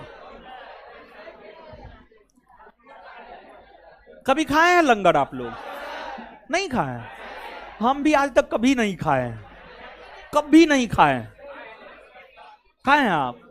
हाँ ठीक है, खाए हैं, अच्छी बात है। नहीं खाए हैं तब पर भी अच्छी बात है, तो ठीक है। देखिए, इसके अलावे सिख धर्म में एक विशेष प्रकार का लिपि है। जैसे देवनागरी लिपि है, खरोष्ठी लिपि है, ब्राह्मी लिपि है। तो सिख धर्म में एक विशेष प्रकार का लिपि है जिसे कहा जाता गुरुमुखी लिपि। क्या कहा जाता? गुरुमुखी लिपि। सिख धर्म में जो एक विशेष प्रकार का लिपि है गुरुमुखी लिपि, गुरुमुखी लिपि का प्रचलन गुरु अंगद के द्वारा ही किया गया था। गुरु अंगद के द्वारा ही किया गया था। और जब गुरु अंगद गुरु के पद पर थे, इस समय मुगलों का शासन नहीं था, सूरी वंश का शासन था। और फिर 1552 ईस्वी में गुरु अंगद का निधन हो गया। गुरु अंगद का उत्तराधिकारी उसका शिष्य गुरु अमरदास बना। गुरु अमरदास मुगल बादशाह अकबर के समकालीन थे। अकबर इनसे मिलने आए गोइंदवाल, और अकबर इन्हीं के कहने पर, अमरदास के कहने पर ही तीर्थ यात्रा कर को समाप्त किए और इनकी पुत्री बीबी भानी को 500 गांव दान में दिए। और वहीं पर जाकर जो है गुरु रामदास ने अमृतसर नामक नगर को बसाया। और देखिए, गुरु अमरदास सिख धर्म को हिंदू धर्म से अलग दिखलाना चाहते थे।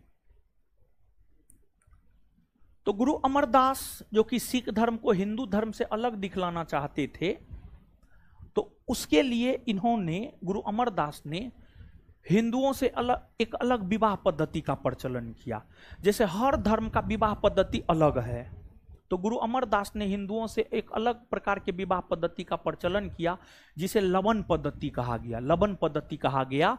और इन्होंने, इनके विषय में कहा जाता है, अमरदास के विषय में कहा जाता है कि अमरदास ने व्यापक स्तर पर सिख धर्म का प्रचार प्रसार किया। और सिख धर्म का प्रचार प्रसार करने के लिए अमरदास ने 22 गद्दी का निर्माण किया। 22 गद्दी का निर्माण किया, देश के अलग अलग भागों में 22 गद्दी का निर्माण किया और प्रत्येक गद्दी पर एक एक महंत को बैठाया। प्रत्येक गद्दी पर जो है गुरु अमरदास ने एक एक महंत को बैठाया। और गुरु अमरदास का बेटा था बाबा श्रीचंद।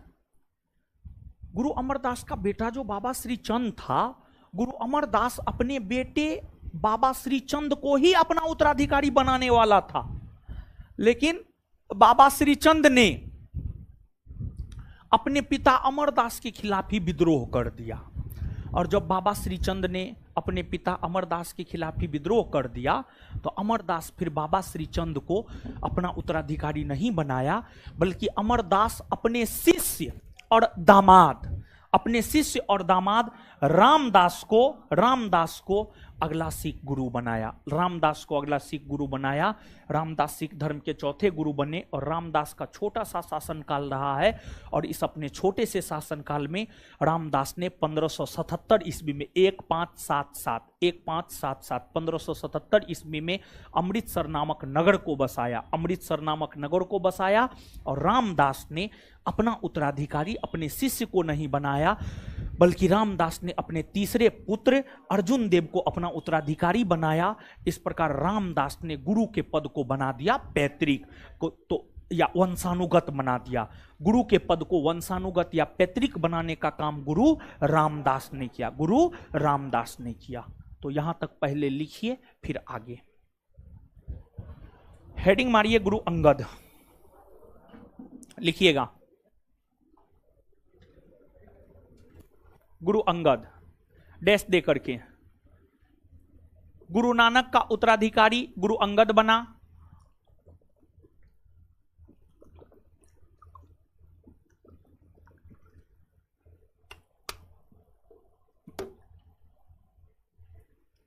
गुरु नानक का उत्तराधिकारी गुरु अंगद बना।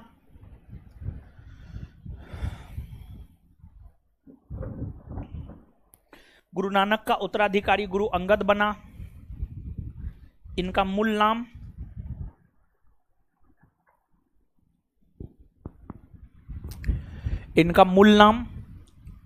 लहना था।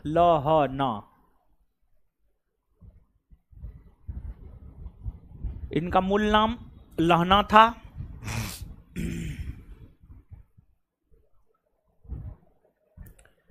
इन्होंने लंगर व्यवस्था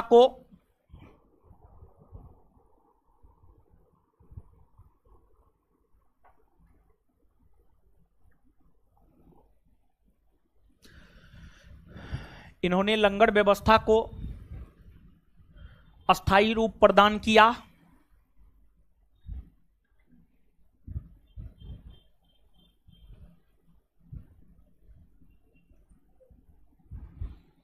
इन्होंने लंगर व्यवस्था को अस्थायी रूप प्रदान किया।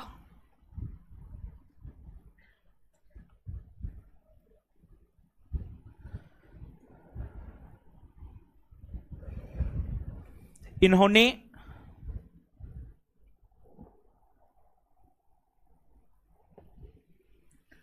गुरुमुखी लिपि का प्रचलन किया।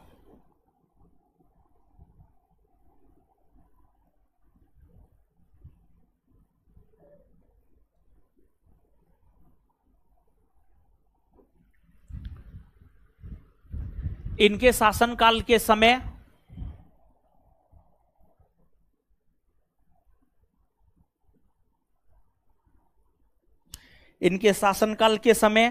शेरशाह सूरी ने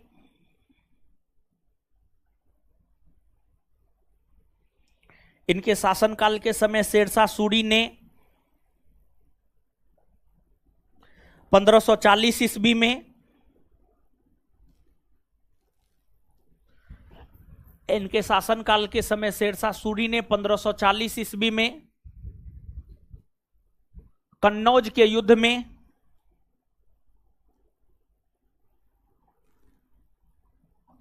युद्ध में हुमायूं को पराजित कर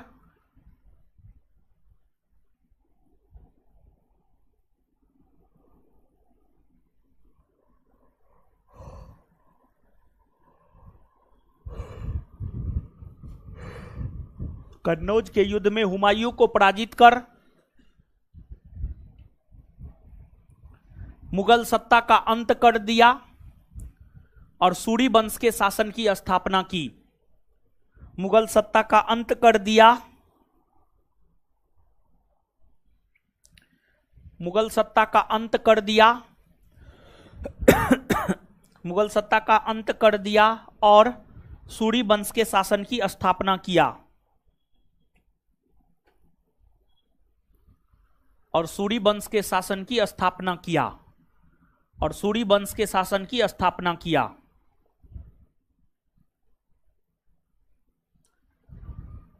गुरु अंगद शेरशाह सूरी का समकालीन था।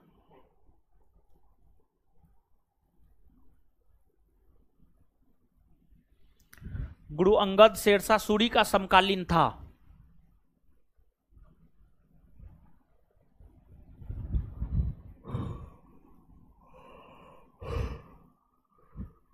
आगे हेडिंग मारिए गुरु अमरदास।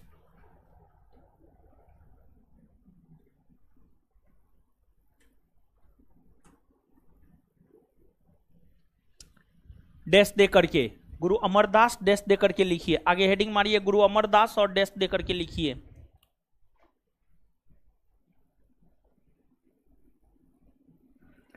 डैश दे करके लिखिए।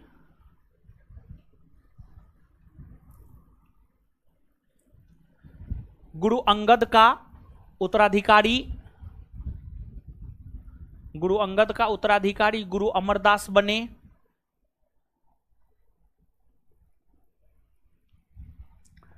गुरु अंगद का उत्तराधिकारी गुरु अमरदास बने।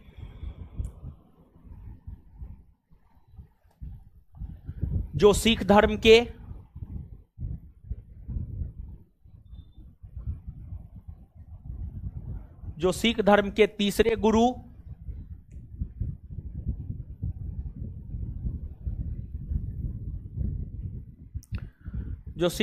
तीसरे गुरु हुए।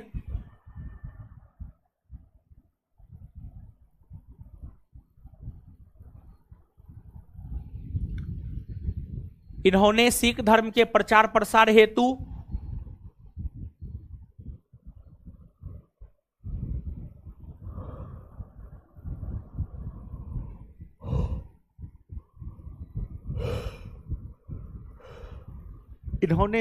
के प्रचार प्रसार हेतु भारत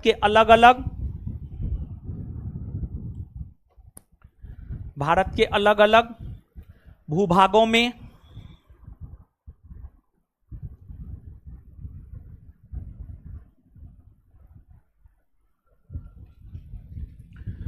भारत के अलग अलग भूभागों में 22 गद्दी का भारत के अलग अलग भूभागों में 22 गद्दी का भारत के अलग अलग भूभागों में 22 गद्दी का 22 गद्दी 22 गद्दी का गठन किया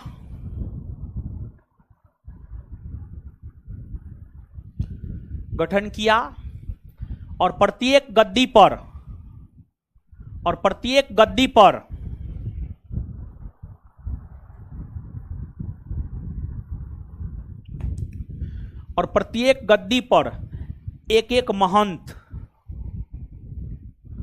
प्रत्येक गद्दी पर एक एक महंत की नियुक्ति किया।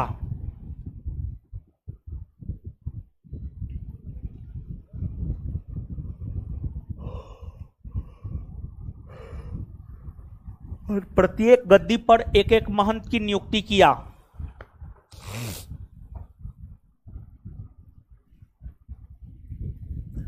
प्रत्येक गद्दी पर एक एक महंत की नियुक्ति किया। Full stop.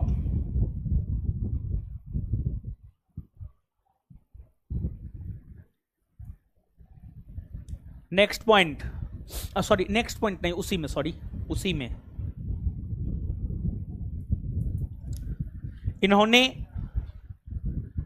हिंदुओं से अलग एक विवाह पद्धति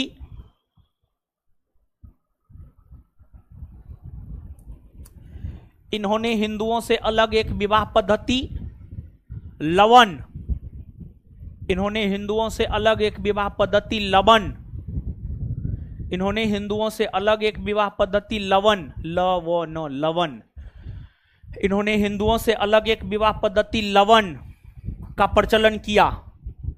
इन्होंने हिंदुओं से अलग एक विवाह पद्धति लवन का प्रचलन किया, लवन का प्रचलन किया।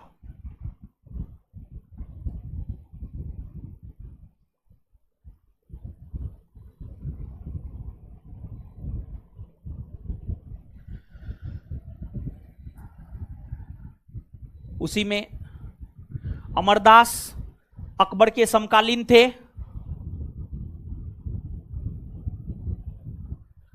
अमरदास मुगल बादशाह अकबर के समकालीन थे।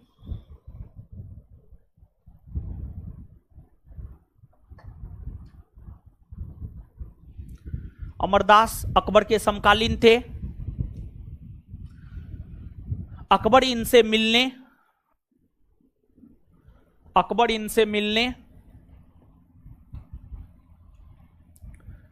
पंजाब के गोइंदवाल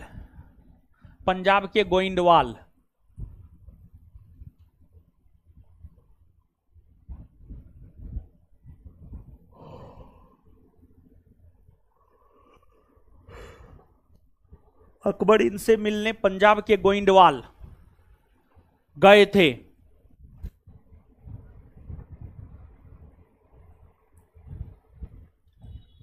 गुरु अमरदास के आग्रह पर ही अकबर ने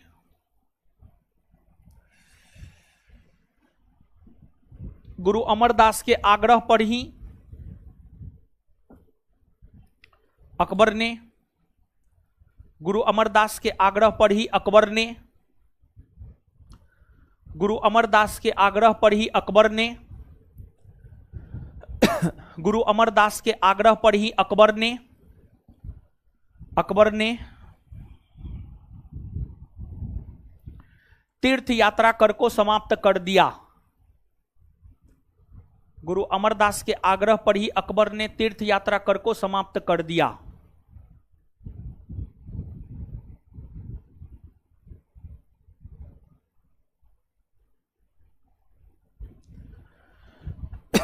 तीर्थ यात्रा कर को समाप्त कर दिया।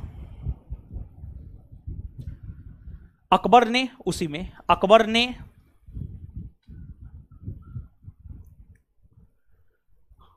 गुरु अमरदास की पुत्री बीबी भानी को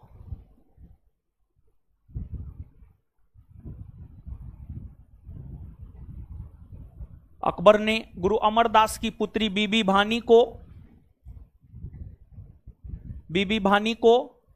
500 गांव 500 गांव दान में दिया।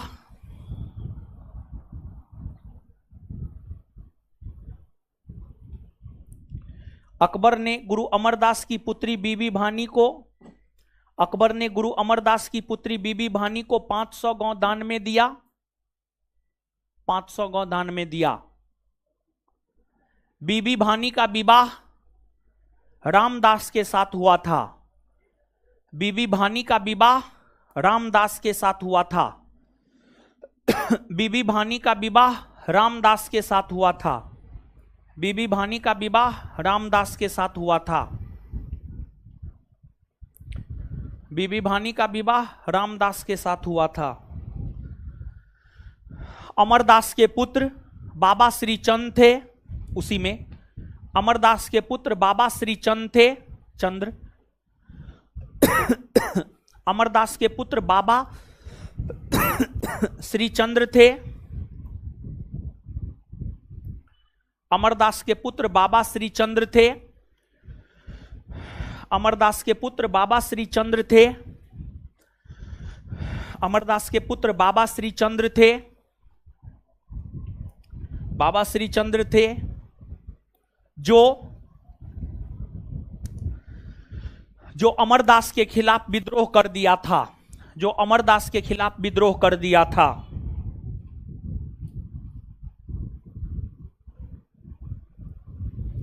जो अमरदास के खिलाफ विद्रोह कर दिया था। जो अमरदास के खिलाफ विद्रोह कर दिया था।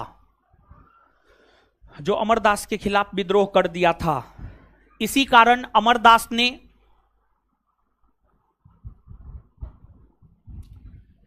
इसी कारण गुरु अमरदास ने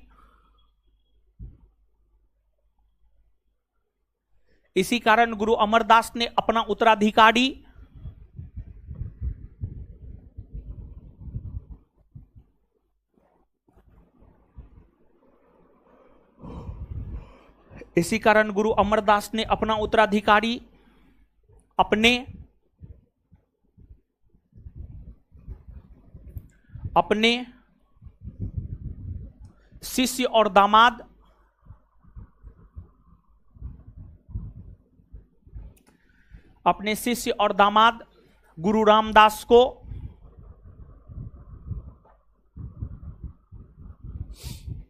अपने शिष्य और दामाद गुरु रामदास को बनाया।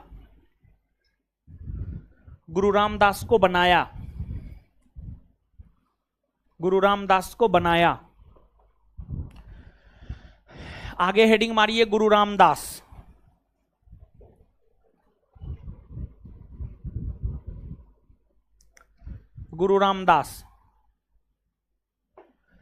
डैश दे करके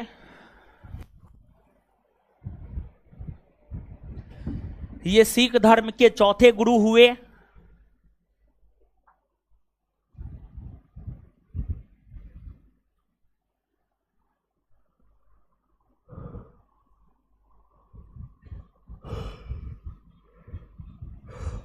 ये सिख धर्म के चौथे गुरु हुए।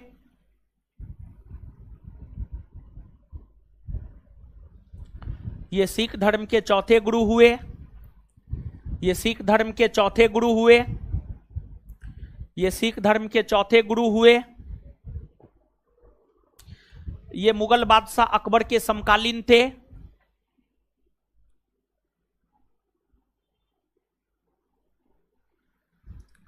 ये मुगल बादशाह अकबर के समकालीन थे। ये मुगल बादशाह अकबर के समकालीन थे।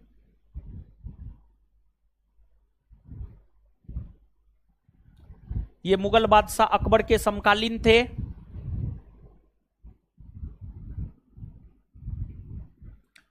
इन्होंने 1577 ईस्वी में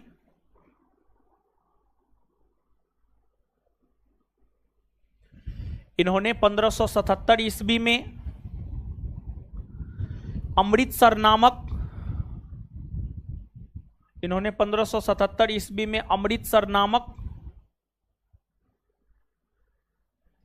नगर को बसाया।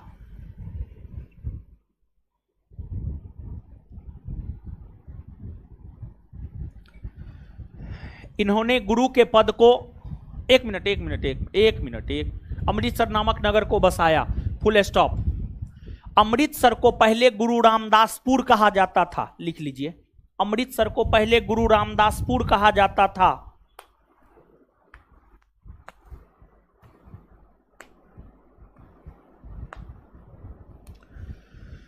अमृतसर को पहले गुरु रामदासपुर कहा जाता था।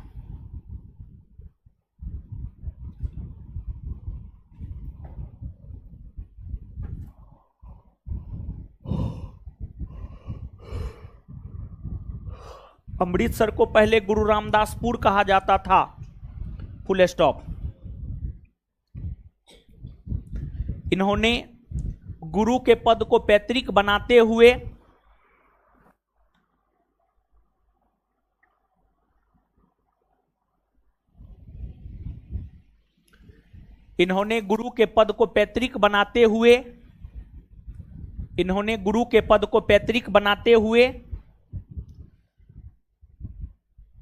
अपना उत्तराधिकारी अपने तीसरे पुत्र इन्होंने गुरु के पद को पैतृक बनाते हुए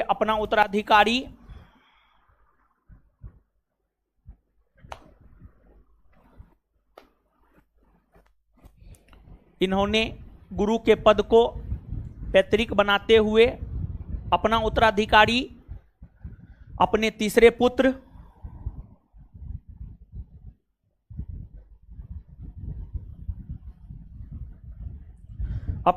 पुत्र गुरु अर्जुन देव को बनाया।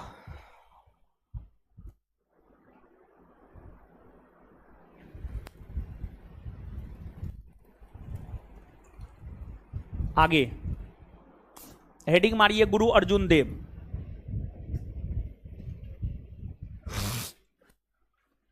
चलिए, जितना आज समझाए हैं उतना लिखा दिए, उतना आपको पढ़ना है, फिर करवाएंगे याद।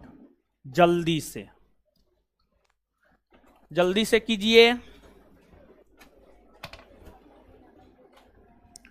पढ़िए जल्दी। पढ़ने बोल रहे हैं सब लोगों को।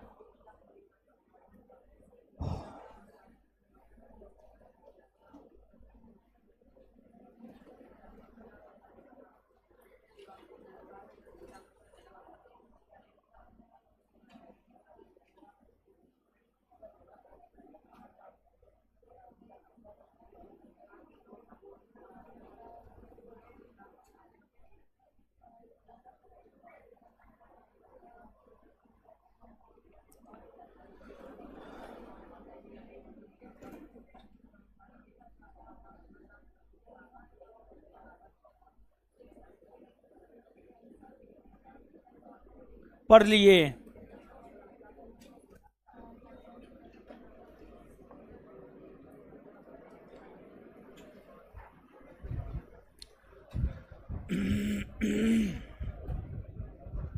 पढ़ लिए हो हीरो साहब?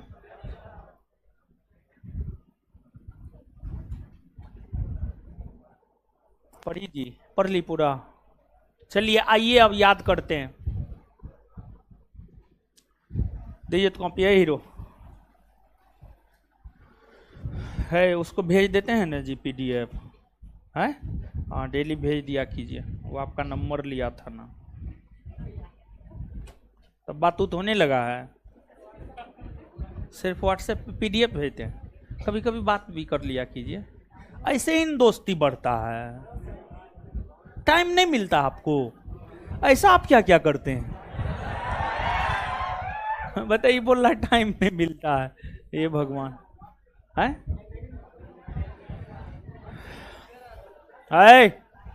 सिख धर्म का संस्थापक कौन है? गुरु।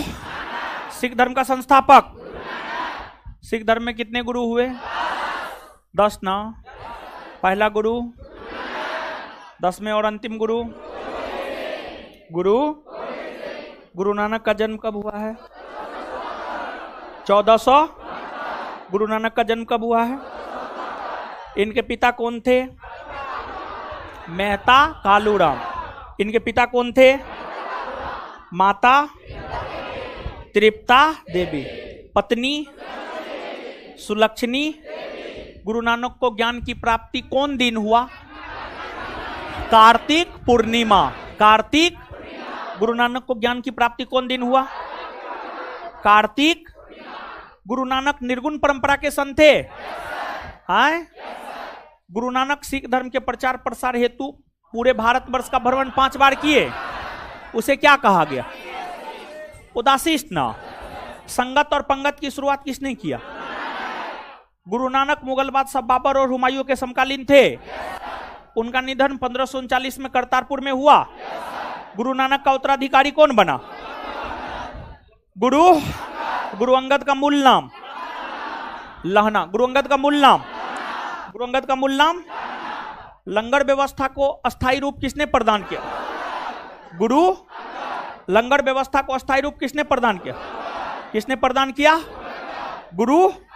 गुरुमुखी लिपि का प्रचलन किसने किया? गुरुमुखी लिपि का प्रचलन। अच्छा, गुरु अंगद के समय भारत में मुगल वंश का शासन था, सूरी वंश का न शासन था, और गुरु अंगद शेरशाह सूरी के समकालीन थे। गुरु अंगद का उत्तराधिकारी कौन बना? अच्छा, सिख धर्म के प्रचार प्रसार हेतु 22 गद्दी का गठन किसने किया? 22 गद्दी का गठन। लवन विवाह पद्धति का प्रचलन। अमरदास अकबर के समकालीन थे। अकबर अमरदास से मिले थे, और अमरदास के कहने पर अकबर ने कौन कर समाप्त किया? तीर्थ। अकबर ने किसे 500 गांव दान में दिया? बीबी भानी। और बीबी भानी का पति कौन था? रामदास ना। और अमरदास अपना उत्तराधिकारी किसे बनाया था? रामदास को ना। पंजाब में अमृतसर को कौन बसाया? और पंजाब में अमृतसर की स्थापना रामदास ने कब किया? 1577। 1500। अच्छा, अमृतसर को पहले किस नाम से जाना जाता? गुरु रामदास। और किसने गुरु के पद को पैतृक बना दिया? गुरु रामदास। और गुरु रामदास ने अपना उत्तराधिकारी अपने पुत्र गुरु अर्जुन देव को बनाया। गुरु क्लियर है? और सब बढ़िया? इससे आगे मिलेंगे अगले क्लास में। और सुनिए हीरो सब, सुनिए, एक मिनट सुनिए। देखिए, बिट्टू सर तो ऑब्जेक्टिव करवाए हैं बहुत सारा बैच में, और अब किसी भी बैच में ऑब्जेक्टिव करवाएंगे तो वही बात बोलेंगे। तो ऑब्जेक्टिव तो बिट्टू सर के बैच का आपको मिल जाता होगा, या बिट्टू सर ऑब्जेक्टिव करवाते होंगे। लेकिन हम जो है ऑब्जेक्टिव, हाँ होता होगा, बिट्टू सर के क्लास में होता होगा, ठीक है।